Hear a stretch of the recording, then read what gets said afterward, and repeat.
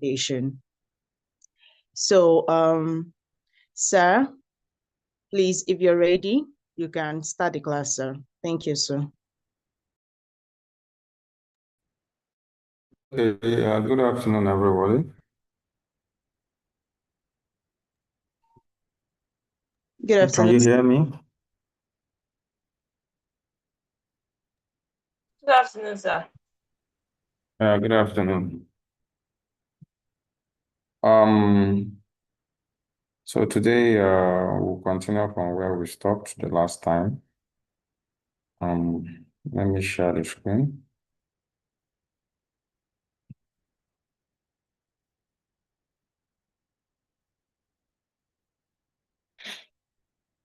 Confirm you can see my screen. We can see your screen, sir. Okay. 1 minute. One second.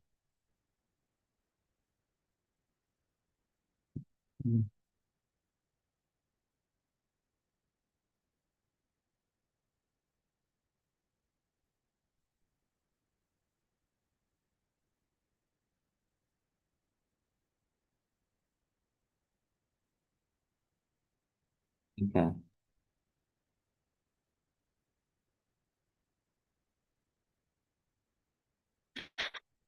Okay.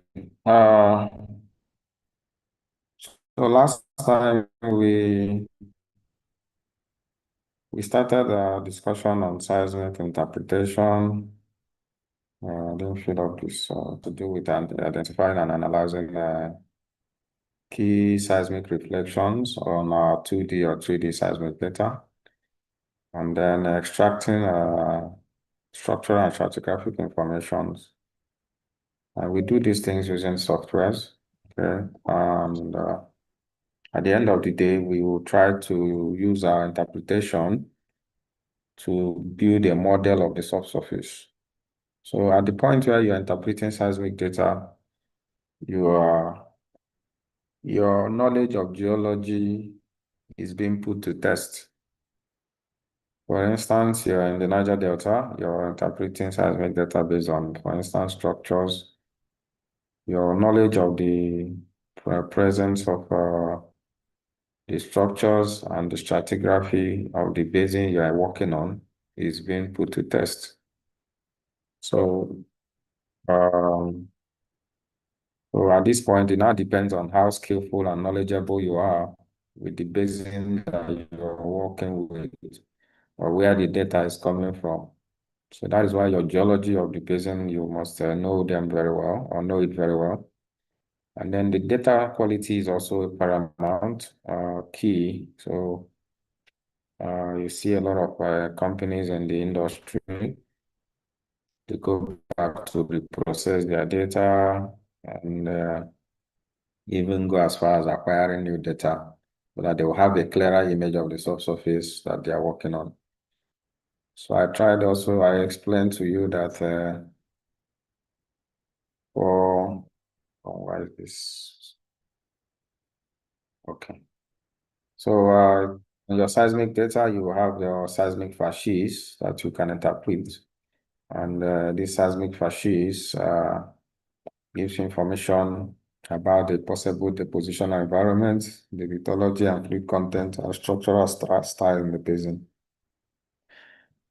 So when you're doing your interpretation, we have the key objectives: structural stratigraphic mapping, lithology, fluid data identification, reservoir characterization, volumetrics, and all that. So on the seismic geometry and fasces, I told you about the simple geometries, prograding geometries, and complex geometries.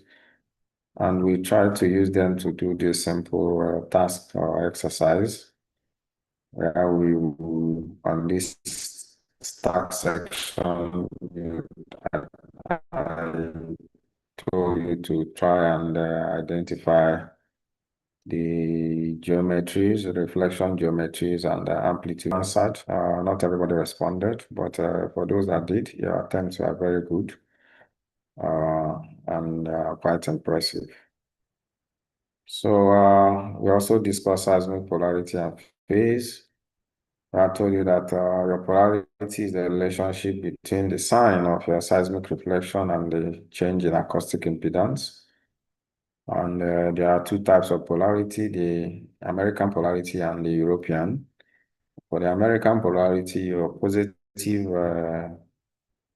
reflection coefficients indicates a peak. But for the European, where you have a positive ROC, is a trough. Okay, and so you can color code them just as shown in the diagram above. Peak for American polarity is blue, flicking to the right, and that's the positive. For the European, it's negative. It's a trough. Still a positive reflection coefficient, but it will indicate a trough. And so you need to know these polarity issues, know the polarity of the data you're working with. Because if you don't, you have issues with your accuracy of your interpretation. You need to also be aware of polarity because it's necessary for consistency in the basin. So, and I told you here in the Niger Delta, we use the American polarity convention. We had the peak, positive reflections coefficient is a peak. And then it's also necessary for quantitative analysis if you're doing things like characterizations and AV analysis. I also told you how to determine these polarities using your moderator, please. Tell me when I get to 1 hour, please. So that we'll finish today. And Okay, I sir. told you how to determine polarity. Okay, good. So using your well log, that's your synthetic seismograph, known reflectors like the seabed, as I shown here, and shown here. And then other lithologies like your carbonates, salt diapers and all that, you know what these lithologies and their surrounding other surrounding rocks, what reflection type you have, whether you have a peak or a positive or a negative reflection coefficient based on the acoustic impedance contrast between these known lithologies. And then still on seismic polarity, told you how to display the seismic data in wiggles, variable density, and a combination of both. So when you have your seismic data, you have to know which color is which color is peak, which color is trough. And then there are different ways you display your seismic data, different color codes and different color palettes. So depending on who you're working, the one you choose, you have to know who is peak and who is trough. Then we talked about seismic phase. There are different types of phase, and your phase is your time shift and the shape of your wavelength. So there are different phases: zero phase, minimum phase, mixed phase. And when processing seismic data, the data is usually processed to zero phase, such that the boundary, the acoustic impedance boundary, contrast boundary, which is the bedding plane in geology, the boundary between two rocks. Your seismic wavelength will lie across that boundary and be symmetrical in shape. So when you want to map a particular boundary or horizon, you are mapping it on the middle of that your wavelength. So also explain the different wavelength types, and then try to also tell you how to determine polarity and phase. Okay, I won't be repeating this. So today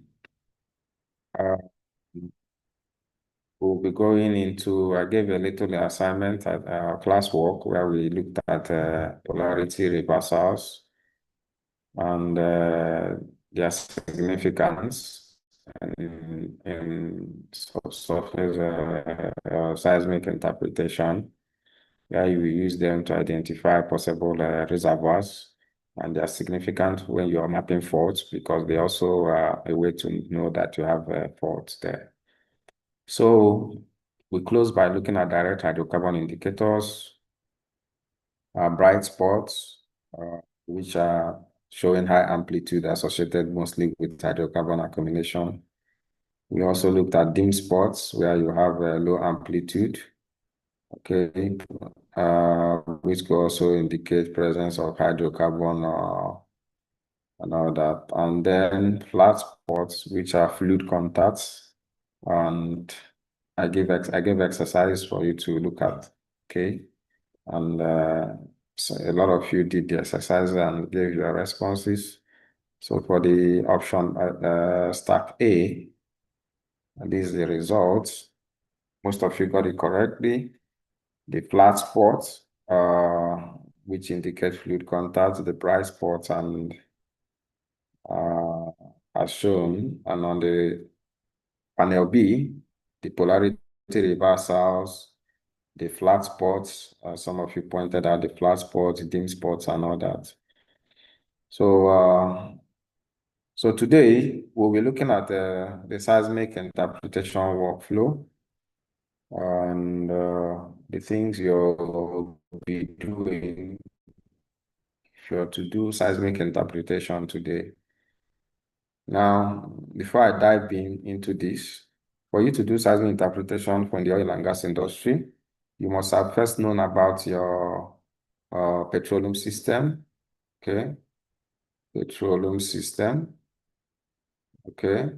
So where you have in the basin you're working in, who is your source rock, who is your reservoir rock, what are the trapping style, what are the overburden rock? So for us in the Niger Delta, for instance, we know that the source rock is Akata. Reservoir rock lies within the Agbada Formation. And then the Benin Formation serves as overburden rock. And the Akata Formation has Agbada Formation has parallel sequence of sand and shale that serves as both reservoir and seal rocks, and sometimes even source rocks. And then our trapping style in the Niger Delta, we have the major growth faults and the whole of anticlines and all that. So if you have all those information, why I'm saying those things, because depending on the basin, it may not be Niger Delta. Any basin you have the seismic data you want to interpret or work on, you have to do a literature review about the geology of that basin. So you know what you're dealing with. What is the tectonics history of the basin? If you have a basin that have undergone compressional, that's tectonism, in the sense that the basin is lying within a converging plate boundary, you expect to have reverse faults. So if you're interpreting such a basin, you have to be careful when you're mapping your horizons, because you know that there are reverse faults. But if you are working on a basin that has a extensional tectonism, so you also know that there you've been dealing with normal faults and not reverse faults. So these are the things. Your structural geology must be sound. Okay. If the basin doesn't have much of what's it called? Tectonic activity, and it's mostly stratigraphic features, then your stratigraphy in terms of sequence stratigraphy and all that has to be also be sound.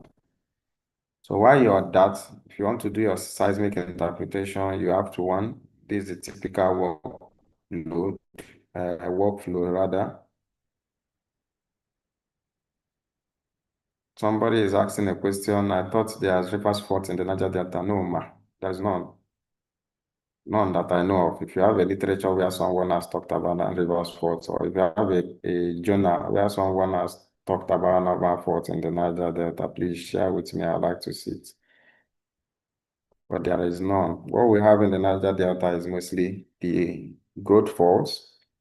Growth faults are sign depositional faults in the sense that they occur this way, in the sense that when sedimentation is taking place, the slumping and the faulting is occurring simultaneously with the position, and then its associated rollover anticline. So we don't have reverse faults in the Niger Delta. They are normal faults. The growth faults are normal faults. So there are no compressional forces in the Niger Delta that will give rise to the reverse faulting. I don't know if you understand what I mean. In your plate tectonics, you have a convergent plate boundary, divergent plate boundaries.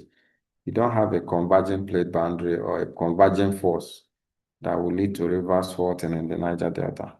So at the moment, there are no reverse fault. You don't expect a reverse fault in the Niger. If you are mapping your horizon and you are mapping reverse faults, it automatically you're wrong with your interpretation. So for me, this is a typical workflow. Then when you're doing seismic interpretation, apart from your data sets, which includes your seismic data, your well logs, well headers, well data deviation, check shots of VSP, and your codes optional. So these are the data sets you need. These 5 data sets are very important. So for instance, you want to do seismic interpretation and someone gives you only seismic data. I'm sorry, you're not going to do an interpretation with only seismic data. Yes, the seismic data is the primary data for interpretation. You also need your well logs. And then you need the header information of your wells. And then you need the deviation data of the wells. You need your check shots. And very important, your check shots are also very important. Without your check shots, you can't tie the seismic to your well. And you can't even display your wells on your seismic. So this number 1 to 5 is very important. You must have them. I remember back then as a student, you remember some students when they want to do their final projects, they will be sent to go and get data. Depending on who is supervising you, go and get do interpretation, seismic interpretation. You go to DPR then and to collect data. Your school, you write a letter to DPR from your school. And so you see some students, you go to DPR and you request for seismic data. You forget to collect logs or wells, well logs or well headers and all that. So you must know the things you need so that when somebody is giving you data, whether the person, you collect all the data at once. You don't go and collect only seismic, come back, find out that you need also well logs. You go back to the person or the company, please, I need well logs. Last time I collected only seismic. They will know that you don't know what you want to do with the data or what you want to do. So you need all your data. If they have core data, fine. Core data is important for your reservoir characterization and all that. But number 1 to 5 is paramount. You must have them.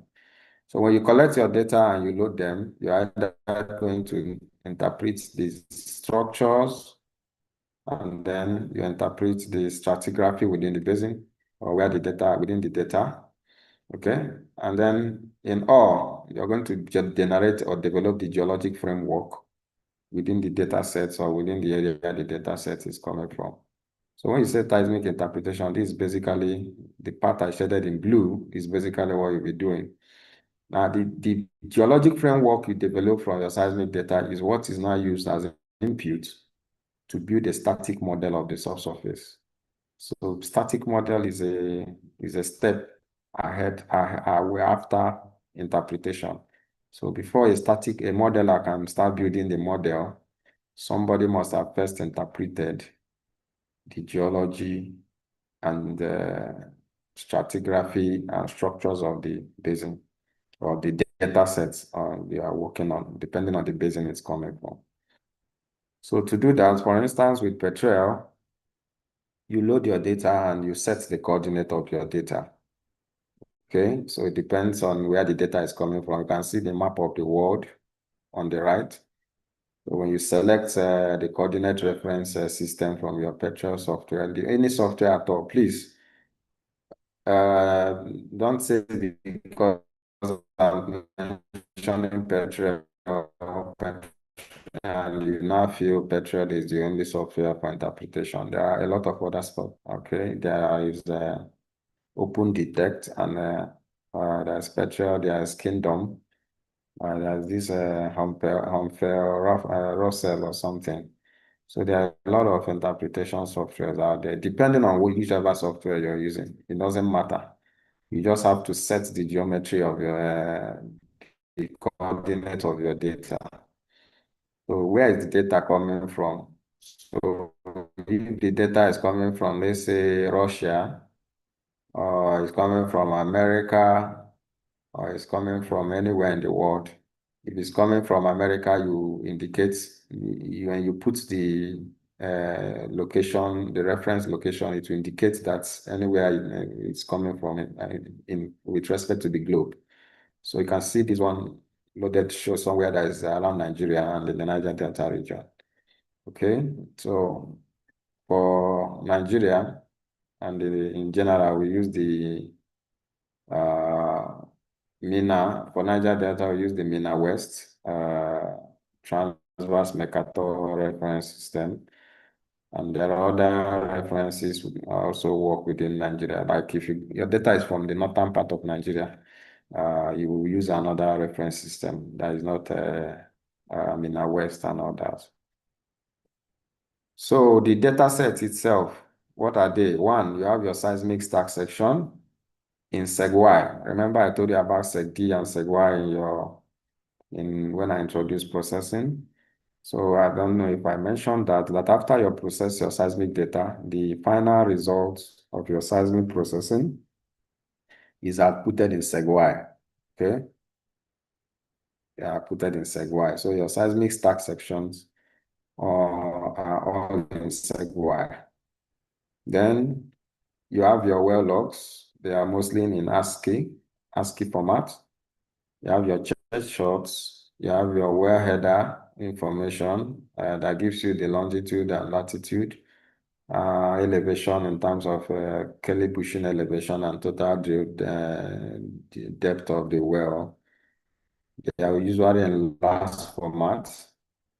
Your well deviation data also in LAS, because your well deviation data gives you as it is bending, is angular, is horizontal. This is deviation information carries that. Then your check shot data, okay, which tells you the depth and travel time of seismic energy that was measured within the survey area, okay, and inside the well. So remember we talked about check shot. If you look at the slide on seismic processing, right? Sorry, seismic acquisition. We talked about the 1D seismic, of which check shots, one-dimensional seismic, of which your check shots or your VSP are the types of one-dimensional seismic. So you need them when you want to do interpretation. So when you load your data, you can display your data. Remember, if it's a 3D, it will have an inline, a cross line, and you can display the time slice just as shown. So your inline, your cross line, your time slices will be displayed if you have activity to be displayed anyway. So you can see your data in these different domains: inline, cross line, and time slice. So first, you want to do your stratigraphic correlation on your data. For instance, after you must have loaded your well, your well logs contains continuous information in situ within the drilled well. So within the well logs, you have information about the subsurface formations that were penetrated by the well, and these informations are recorded in your well log. And you need to identify within your well logs who is your reservoir rock, okay? Who is your reservoir rocks that are containing hydrocarbon in the subsurface and all that. So your well will indicate that at a particular interval, in terms of depth, they have this particular sand unit and they contain hydrocarbon. And you know your well logs have your porous density, what's it called, lithology log, resistivity and your porosity logs. So if you don't know about well logs, it's beyond the scope of this class. I won't go into discussing well logs in detail. It's a class of its own. So on your well logs, on your little log, for instance, you have to identify the reservoir. So if you're doing your little log interpretation, you can map your different little units, lithology units, based on lithology and stratigraphy. So, for instance, you have identified this to be a sandstone unit. You map them across the different wells. Okay, and these sandstone units, maybe it's a reservoir here, and maybe a reservoir in well A and well C, or maybe in all the wells. So you map them across the field. Now, in the industry, for instance, in the bigger oil industries, somebody that is doing well log interpretation may not be doing seismic interpretation. It's the petrophysicists, people, when you hear them say about petrophysicists, they are mostly the ones that are interpreting your logs. But I'm bringing it up here because you may be doing interpretation and you are going to be a geoscientist, as it's called, meaning you do everything by yourself. You interpret the petrophysics, you interpret the structures, you correlate, you do even go as far as doing static modeling. So if you also do your chronostratigraphic correlation, you can do this. First, you did a lithostratigraphic correlation where you correlated different units based on their lithology. Okay? Sand to sand, shell to shell, and all that. But if you do a chronostratigraphic correlation, you're looking beyond just the lithology, but also at the age, okay, and the age and time of deposition. And so when you do your interpretation, you're done with your stratigraphic correlation, you have something like this on your well display. By the time you set your wells, for instance, we have on this image on the left, we have identified these units. We call them sand A, and then we call this one sand B. So you're going to map the top of sand and the base, okay, and correlate them from well, maybe let's say well 1 to well 2. Sand A and sand B appear on both wells. And this is well 2. You can see that sand A, where it occurs on, this is sand A, where it occurs on the well 2, that's on well 1, sand A does not have hydrocarbon. If you look at the resistivity log, this is your resistivity log there, that shows you the presence of hydrocarbon. You don't have hydrocarbon in well and sand A, that's in well 1, but you have it in well 2. And then sand B, you have hydrocarbon both in well 1 and well 2. So these are the things you will do. You identify your sands, your reservoirs, and map the top and the base. Okay, and this is a typical, I'm sure some of you all know this one, identifying hydrocarbon types. So I won't be going beyond explaining about the logs and the log in detail. We won't be able to finish. Well logging is a whole class of itself because there are different logs.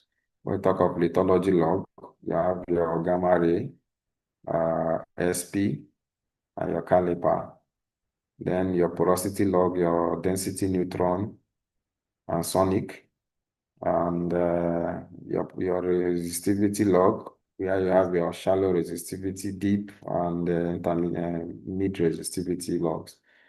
So if you are doing your seismic interpretation, this log interpretation your reservoir has to be identified. So whether you're the one that doing the reservoir mapping in terms of identifying reservoirs and mapping their top and base, or it has already been done already. If it's done already, when you load it, it will appear on the interpretation tool that the reservoirs have been mapped. So when you finish mapping your reservoir, the next thing, one thing is to tie your seismic to your well. So what's well to seismic tie? It's a very key step when we're talking about seismic interpretation. Fundamentally, for geophysicists, we want to calibrate the seismic data to the well. Remember, your seismic data is measured in time, in seconds or milliseconds. Graphic resolution, remember we discussed that, does not see small stratigraphic units like your beds and bed sets, but your well logs are measured in depth, either in meters or in feet, and they have a higher resolution than your seismic data. So your well logs can be seen stratigraphic units up to maybe 10 feet or 10 meters, 5 meters, and all that. But your seismic data will be seen higher resolutions. So, sorry, lower resolutions like larger stratigraphic packages, like up to 50 feet and all that, 40 feet and all that. So, but you need to marry these two data together. What do you mean by that? You need to create a relationship between these seismic reflections on the left and the well log that you have. Remember, on the well log, you have already identified maybe your reservoirs. You've mapped who is your reservoir. You map the top and the base and all that. You say, this is my reservoir top, this is the base, and all that and all that. So you need to marry this seismic and the well log, okay? So how do you do it? The process of doing that is called the well to seismic tie. So on your well log, you have identified, let's say, a particular unit, and you need to say on this seismic, this unit, this my sand body that I've identified as my reservoir A, for instance, or whatever you call it. Who is it on this seismic? Where does it fall? Is it this person that is that reservoir A, or is it this place? Is it this reflection that is reservoir A, or that reflection? So that is why you need to match your well logs to your seismic.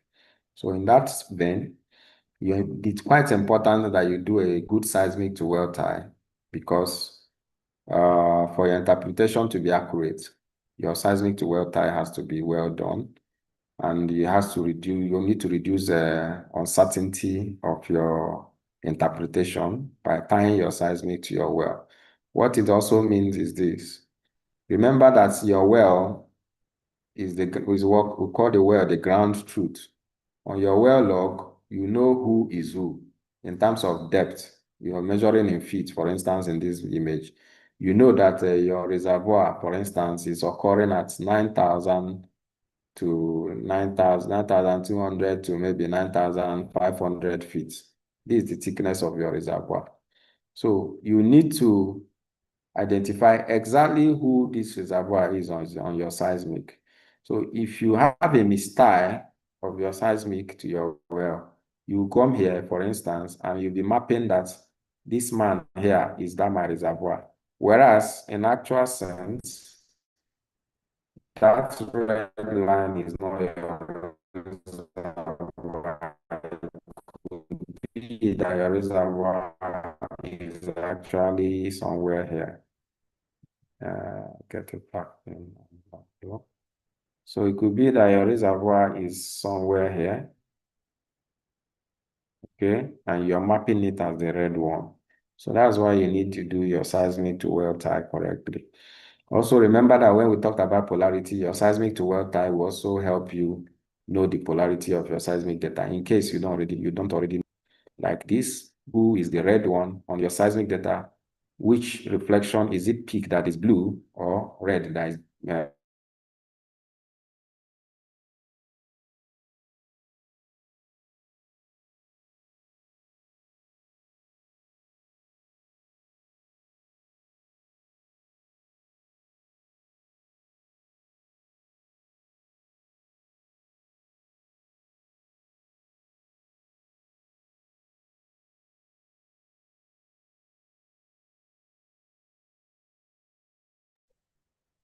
Hello? Sorry, can anyone hear me? Yes, Okay, is it just me that can't hear him or it's a general I can't hear problem? you. I can't hear you. I guess general problem. Oh, okay. No problem. Please, let's be patient while you join the class again. Thank you.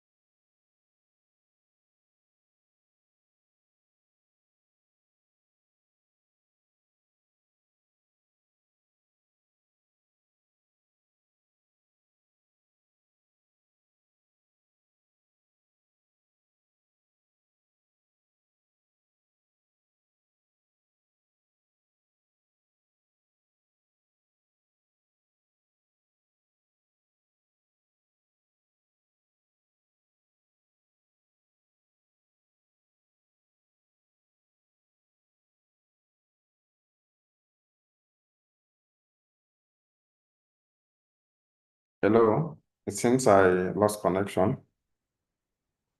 Yes, sir. Ah, Welcome back, sir. Sorry okay, about that. okay, sorry about that. So back to where I was. Confirm you can see my screen. Yes, you can see your screen, sir. So, okay, thank you. So, back to our discussion in the interpretation, your seismic to well tie is very important for accurate interpretation of the stratigraphy on your seismic data, and then it reduces your uncertainty. Okay, it reduces uncertainty and misinterpretation uh, in your subsequent processing interpretation steps. So, briefly on seismic to well tie. If you're doing that, you need the data sets you need for your seismic to well tie is your check shot data. Okay. Why do you need the check shot data? You use that to correct for drift effect in your seismic, in your well log. Your log data that you use for seismic to well tie is the density and the sonic log, which are porosity logs. Your density log, as the name implies, measure the density of the bulk volume of the subsurface rocks. That's the density of the subsurface rocks. And then your sonic log measures the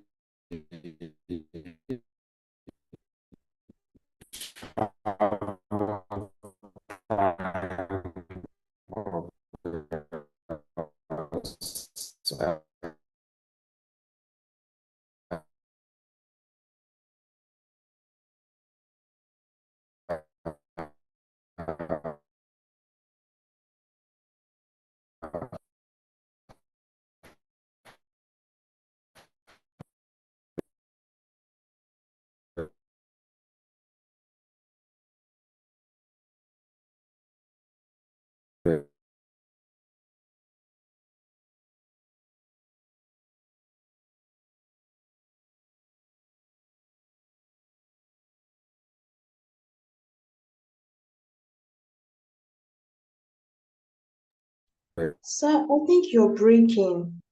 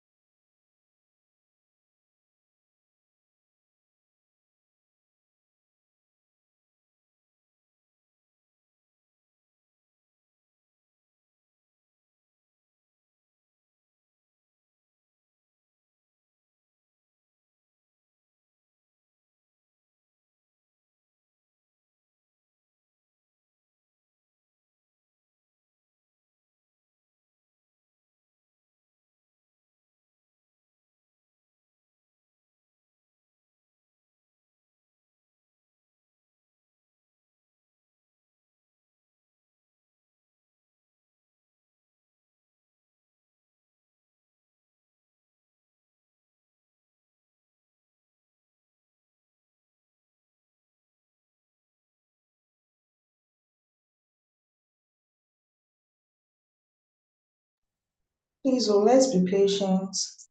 I think his network is acting up today.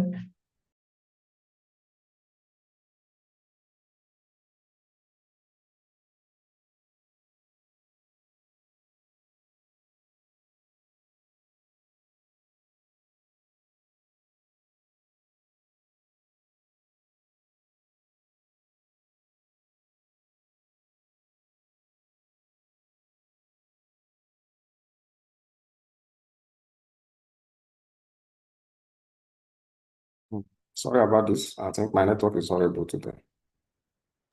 It's fine, sir. Welcome back, sir. Thank you. So your sonic and your density gives you acoustic impedance, just as you know already, because your sonic log measures what the travel time of a seismic wave through in the wellbore and through a sensor into the subsurface formation. So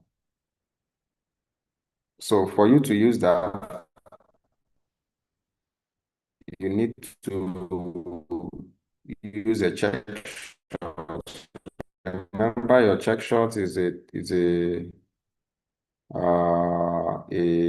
one-dimensional seismic data that you get from shooting seismic from a source at the surface. So if this, for instance, is your, let's say here, for instance, is your particular formation of interest, your check shots has the correct travel time of seismic wave from this point to this particular formation or this particular unit. So whatever the sonic measures in terms of the velocity of travel of seismic wave within this unit, you need to use these check shots to calibrate it or to checkmate it to make sure it's accurate. Now, because of wellbore conditions, if you remember in your well log analysis class in school, they taught you about things like washouts, where in the wellbore, some places will be washed out or cave in. I don't know if you remember such things, mud cake and all that. So the different conditions within the wellbore affect the functionality of the sonic logging tool. So because you have washouts in some areas and stuff like increase in or reduction in well diameter due to maybe swelling clay or increase in well diameter due to washout. So if this happens, all these factors affect the sonic logging when the sonic logging operation is going on. So you have some outliers or drifts. In general, it's called the drift effect, such that some of the sonic waves, when they are returned to the sonic logging tool, they have late arrival times. And so they are not the sonic log will not always be very, very consistent or accurate in some points. So the essence of using the check shot is that you use the check shot to correct for drift effect. So you do what we call drift effect correction using the check shot. And after you've corrected for drift effect, you now use your sonic log becomes ready for use. And then a multiplication or a product of your sonic and your density log will give you acoustic impedance, as you know. And then your acoustic impedance will be used to generate or reflection coefficients or reflectivity series. I'm sure you all know this. And then by convolution, you have a wavelet. So tomorrow you can go for an interview and you are asked what is a synthetic seismograph. So just know that the synthetic seismograph is a seismic trace. Can anybody tell me?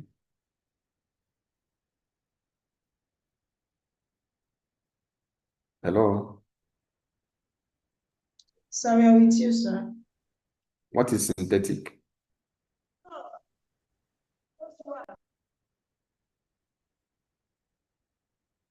Any idea? When you say something is synthetic, It's Like not the artificial. way precisely. Yes, artificial. Yeah, it's not organic in another way. It's artificial. So you're using your sonic log and your density log to generate an artificial seismic trace of the subsurface. Okay? And because you know that your well log, your wells are gotten directly from the subsurface. They are direct measurements of your different lithologies or your different formations. So they are directly measured from the subsurface rocks that were penetrated by well. So you're using the sonic and the density to generate an artificial seismic wave or seismic trace within the well that gives you an accurate representation of what a trace in the well bore is, because they are coming directly from the geology, directly from the wells or the different lithologies that your wells penetrated. But you know that your synthetic is an indirect measurement. You didn't drill any well to generate your main seismic data that you have that you want to interpret. You didn't drill any well to get it. You just acquire them from the surface. You put your geophones and your or hydrophone, whatever, and your dynamite or air gun, whatever, on the surface, and generated the main seismic data that you're working with. Now, your synthetic will give you a more, and you know also the resolution of your your wells is higher than resolution of seismic data. So your synthetic is giving you a more direct measurement of the subsurface, and which gives you a trace or a synthetic seismograph, as it's called. So well to seismic tie now means that you're going to match this seismic trace with the main seismic data, your synthetic seismograph with the main seismic data. And when you match it, you're going to place your synthetic on the seismic data where that well was drilled with respect to the seismic data, and then match the reflections or the wavelets, okay, against what your seismic data is. So when you match them, just as shown here, you place them side by side or overlap the synthetic on the seismic, you will now see on your synthetic, remember on your synthetic, this is a trough. And this is showing you what? A trough. And your synthetic is showing you that here there's a trough. On your main seismic, you're seeing there's what? There's a trough. So there's no polarity reversal. So it's not telling you that anything, your trough or your negative reflection coefficients, which is a trough. Remember when we talked about polarity of your seismic data, you're seeing it that your synthetic is showing you that this is a trough. And your seismic now, you now know that your trough also is blue and they are matching each other. Now your peak is red, which is positive ROC. And you can see on your main seismic data, your peak is also red. So you know now you can get a confirmation on the polarity of your seismic data. Secondly, you're now going to look at the seismic traces. Do they align with each other? Remember, their resolutions are not going to be very accurate, the same.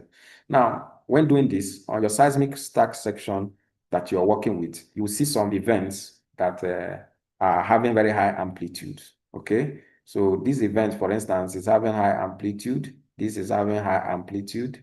So you can use those ones as your initial match.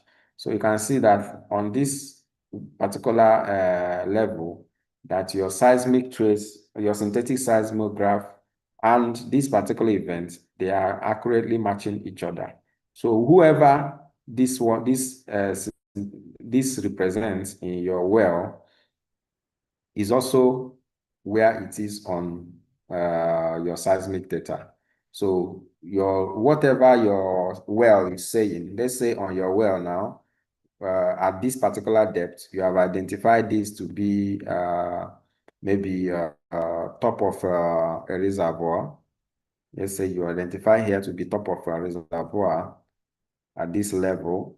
So it means that from your synthetic seismograph that you have shown or you've seen that this top of the reservoir that you've identified, where's my mouse? That this top of the reservoir you've identified corresponds to a particular horizon of interest. So if this is the top of your reservoir, maybe your reservoir A, So from your synthetic seismograph, this is the response, synthetic seismograph response.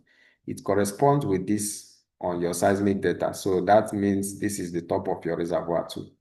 So what does that mean? You have matched this stratigraphy on the seismic data, sorry, on your well bore to the one on your seismic data. So sometimes, or not sometimes, most times there will be a slight shift in the sense that the center of this wavelet will not align, your synthetic wavelet will not align with the center of your original seismic traces. So you need to do what they call time shift or a box shift and make them align. So you box shift the synthetic, not the your seismic is stationary. You're not changing, you're not adjusting your seismic. What you're going to adjust is the synthetic, okay, to make sure that this man aligns perfectly with this your seismic event that you have identified to be top of a reservoir. Okay, so anywhere there are a slight adjustment needs to be made, you can now do. Like on this particular level, there's no need for adjustment, they match perfectly. Where there are needs for adjustments, you adjust them. That's called your box shifting in seismic to well time. So when you hear people talk about box shifting or time shifting, that's what they mean. So in effect, this is what it actually looks like. The image, when you do synthetic seismograph, seismic to well time, your synthetics, you have a panel that will look like this on the left. Okay, you come up with this, and then you also be shown the seismic data as shown here on the right part of this panel. So you overlay the synthetics. These are synthetics. So what you do is to overlay the synthetics on the main seismic data.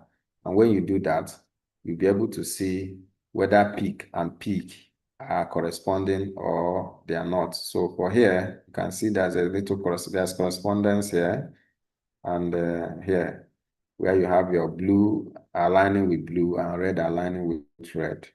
So on the other panel to the right, I mean this one, I labeled B now, you can also see that the synthetic seismograph is overlaying because your synthetic is done where you have a well. So you have your well A, and you display the synthetics in the well A over your main seismic. And when you do that, you will now check whether there is an alignment within peak to peak, trough to trough. And on this image, there's a perfect alignment. And then you can say, this is the top of a particular formation, this is the top of a particular formation, and all that, and all that. So that is how synthetic seismograph is generated, and you do your seismic to well time using that. So when you hear synthetic seismograph, remember that it's a pseudo seismic section trace that is generated using your sonic and your density log. And the sonic log is calibrated using the check shots. Always have that in mind. So structural and stratigraphic interpretation, that's the next thing we'll look at. And for structural, in interpreting your seismic data for structural features, you're looking out for folds and faults, subsidence and evidence of subsidence and uplift, structural trends and other features that are related to structures. Things like your salt diapers, okay, your shell diapers and all that. These are your structures. Remember your salt diaper, if you remember your petroleum geology, your salt diaper is a type of trap because when they have salt diaperism, along the salt diaper, you can also have hydrocarbon entrapment. So how do you do that? So to map your faults, remember your geology of the basin has to be well known. Remember, I also told you during acquisition, you have your inline and your cross lines. So your seismic data will have inlines and cross lines. And on your inline, you display a particular inline of interest. Let's say for this one, we have inline 103. And then on this inline, you're going to look out for faults. where are the faults? If you look, I use this particular event or section because it's not too clear. But if you look at it, can anybody tell me where they think there's a fault? To the right or to the left? To the left, sir. Yeah, to the left. Good. You can see evidence of polarity reversal here. You can, if you keep going down, you see the same evidence of possible polarity reversal where you have this high amplitude suddenly terminating. You have this high amplitude suddenly terminating here. So that shows you that something is going on there.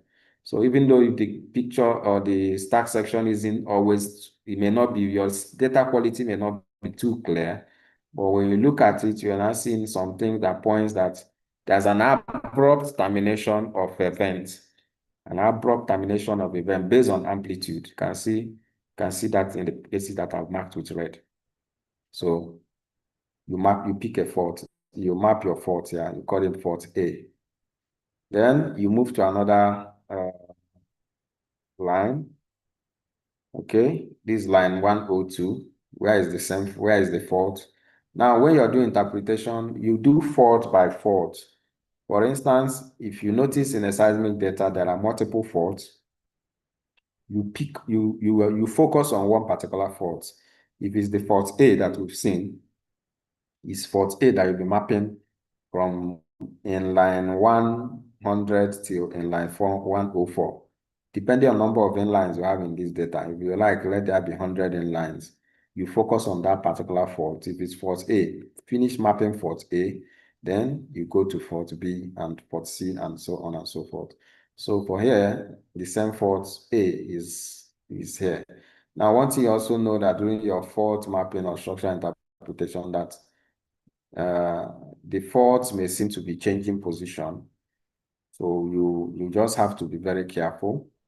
If you look at what we did before, the faults seem to be on CMP 700, between CMP 600 to 700. Now, when you move on, it's still there, but its position seems to have slightly adjusted. Okay, so don't feel that it's a different fault. It's still the same fault. It's just that it seems to be bending away or something. So on this stack section, there are multiple faults. Moderator, you can take a picture of it. And what you do is that on your own leisure time, you can map the different faults on this particular stack section. There are so many of them. And then try to use these faults to build a model of the subsurface. So you can see one fault, another one, another one. So if you come to a place like the Niger Delta, we talk about the growth faults, the synthetic fault, antithetic faults, if you read the geology of the Niger Delta. And then if you are to use that,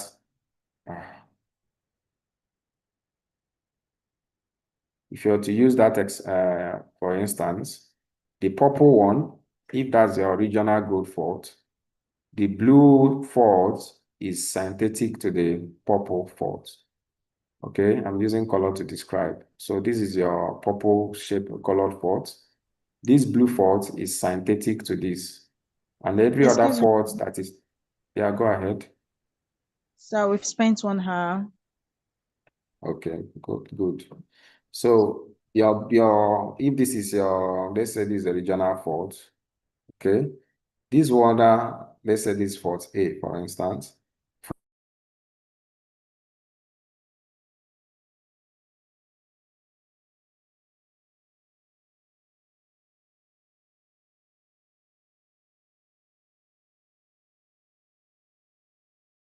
C is antithetic to fault A. So somebody might now ask, what is synthetic and antithetic? Synthetic means in this region, if you consider this fault A to be, let's say, your regional fault, like in the Niger Delta, this could be a regional growth fault, like that separate one depot belt to another depot belt. So every other fault that occurred in the same trend as this fault is known as your synthetic fault, synthetic or synthetic as it called. Synthetic, S-Y-N-T-H, thetic fault. Now, every other fault that is trending opposite direction to this synthetic, to the fault A, let's say the fault C as shown, you can see the trend. This other one here, they are described as antithetic faults. So if you remember in your structural geology, you have a synthetic and antithetic faults. What you develop is a host and grabbing type of structural setting. So you have, let's say, this horizon here, it will now trend down here because it's a normal fault. And then you have another, the same horizon will be somewhere here, okay? And then if you map another fault, it keeps going down because they are normal in faults. And then what happens? You have here to be a host, if you remember.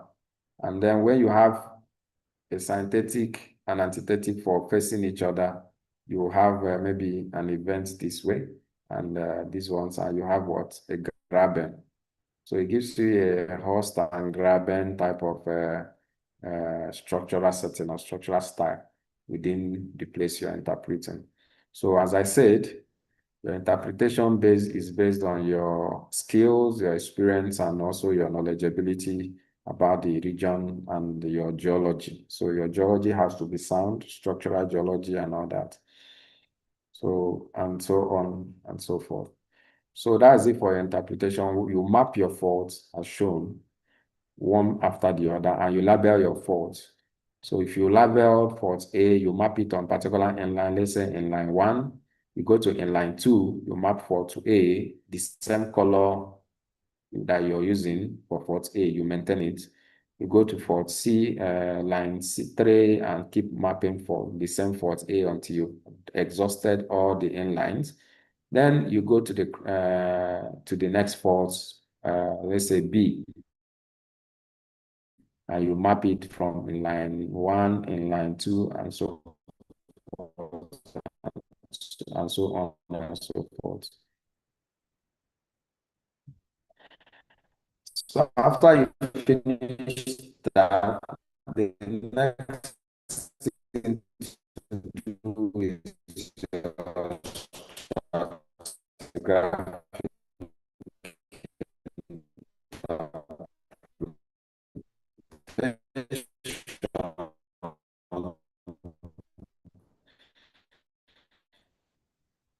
now,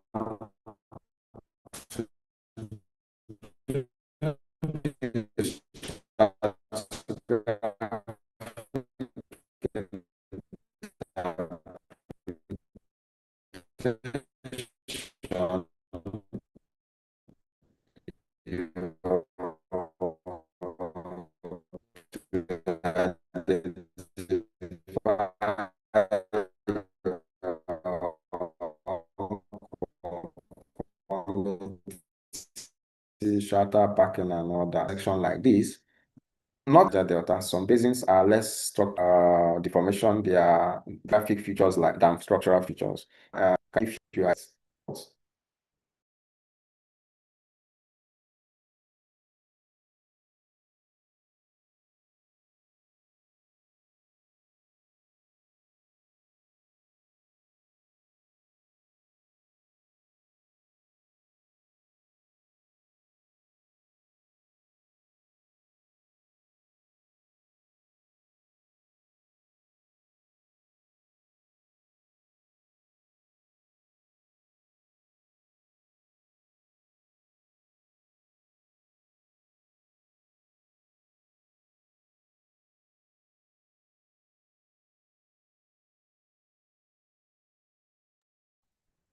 Hello, sir. Are you still with us? Or is it my network? No, it's not your network. I'm not hearing any faults on the stacks section that we're looking at.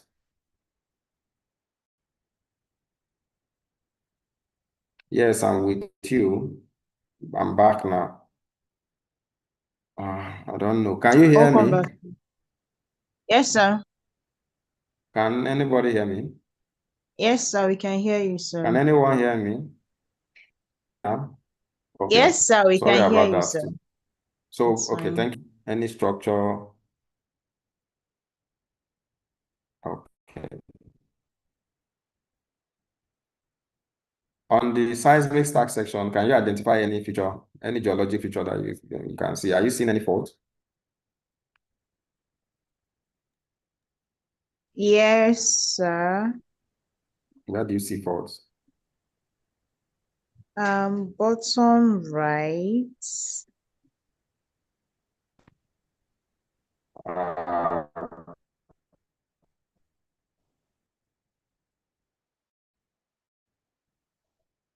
bottom right. Okay. Uh,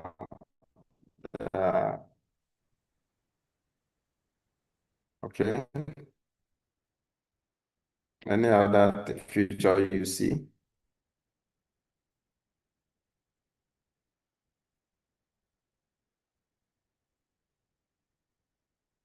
Okay. What looks If like it's a here, channel. are you talking about this place? Yeah, it could be a fault, but that's not the major features on this stack section. This stack section is riddled with more of stratigraphic feature. Okay, on which side? Where are Bottom, you I don't seeing know, will it? I say Upper part, center lower part? or left? Bottom left. At the bottom. Is it in the upper part? The channels, no, the lower part, sir. Okay, okay. Bottom left, okay. Yeah, okay, that's correct. But the first feature that is very significant here is this. Yeah, no. Okay, I'll come to that. The major feature here is where I'm tracing blue.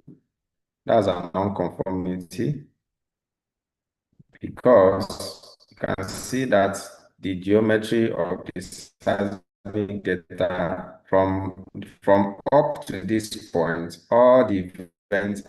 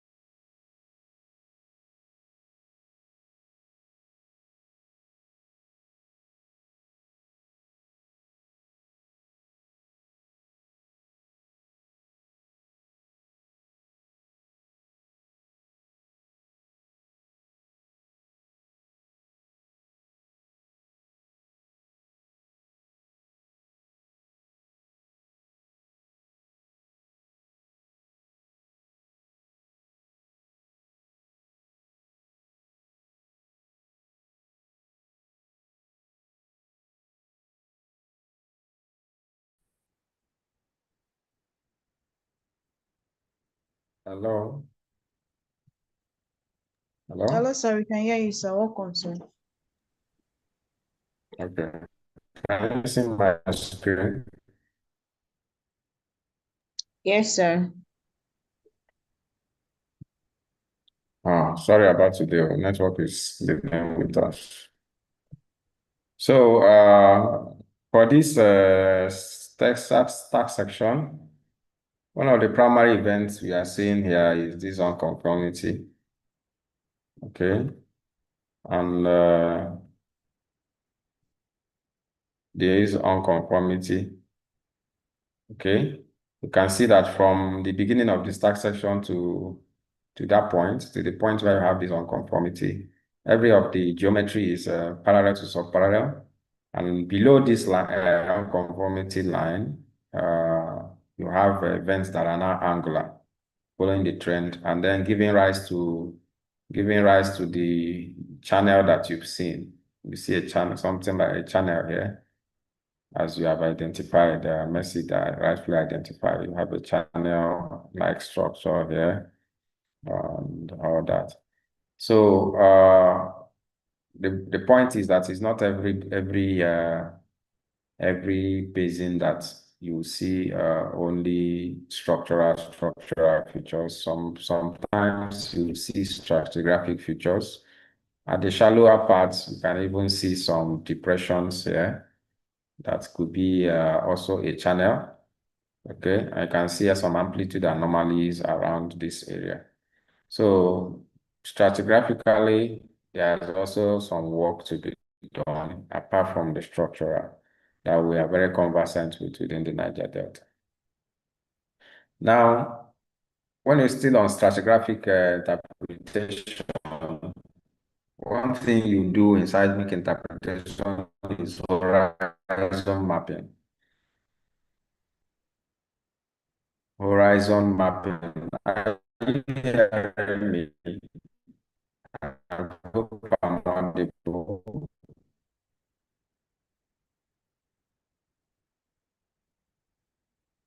Hello. We can hear you, sir. Hello.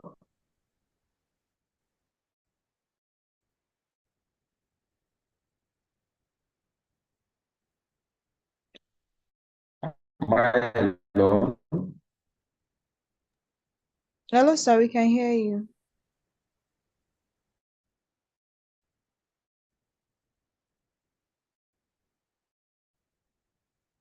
Hello.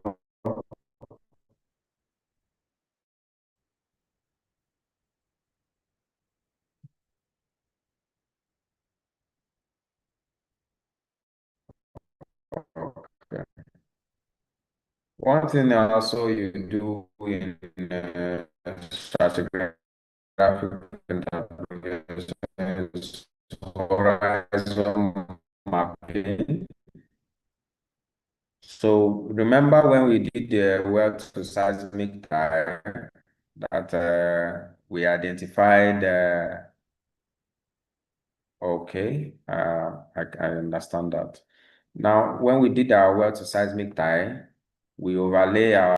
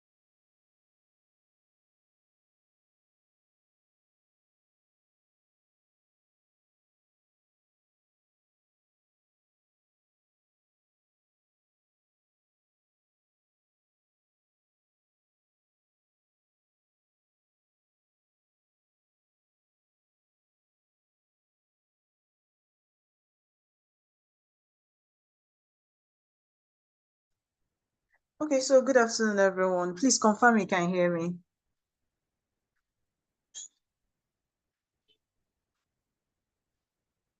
Hello.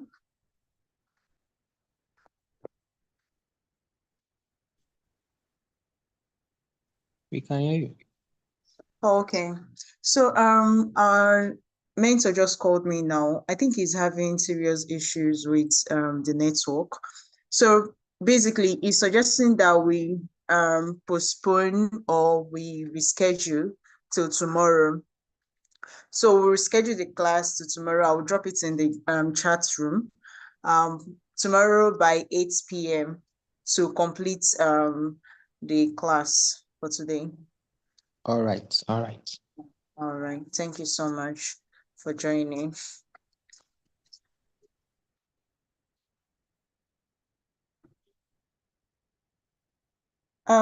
Blessing, can you hear me?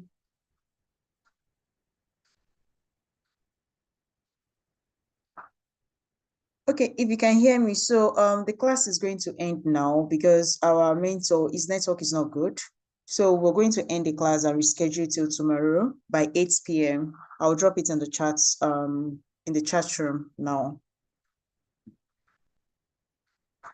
Thank you very much. Thanks for joining.